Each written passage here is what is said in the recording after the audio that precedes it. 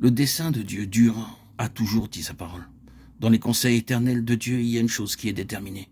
Nous serons enlevés sur des nuées à la rencontre du Seigneur dans les airs. 1 Thessaloniciens 4, 17. Élevé dans la gloire. Sa fin est sur le point de devenir la nôtre.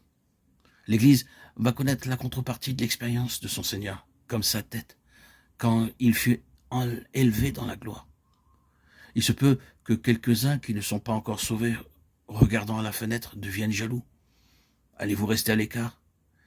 Voulez-vous être séparés de tout cela? Pourquoi?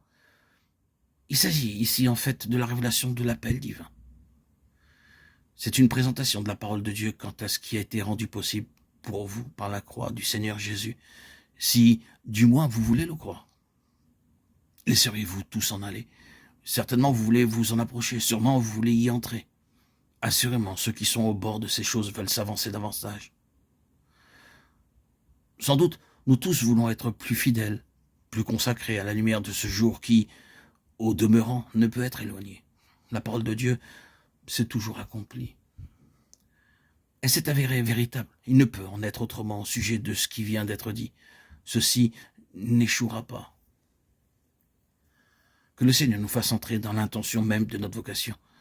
Bien des choses pourraient être dites encore à ce sujet, mais il en était dit assez pour voir que le mystère de Christ est transposé dans tous ses aspects dans l'Église qui est son corps, et qu'une part de ce mystère, un tel mystère pour les hommes de ce monde et pour l'incroyant et pour celui qui ne connaît pas les secrets spirituels, est l'enlèvement de son Église qui l'attend pour le rencontrer avant qu'il ne revienne sur la terre.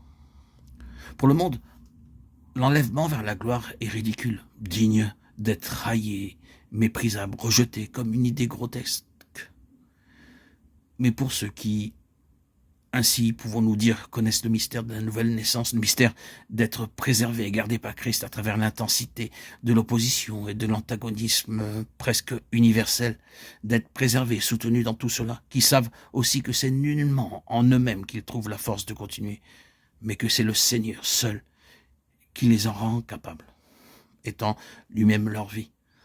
Tous ceux d'entre nous qui connaissent ces mystères ne trouvent pas difficile d'accepter cette part supplémentaire de mystère liée à la consommation de leur vie, à savoir d'être enlevés et reçus dans la gloire.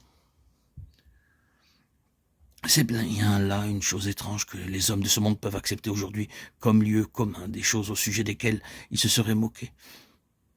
Il y a quelque temps, radio, aviation, télévision, oui, toutes ces choses.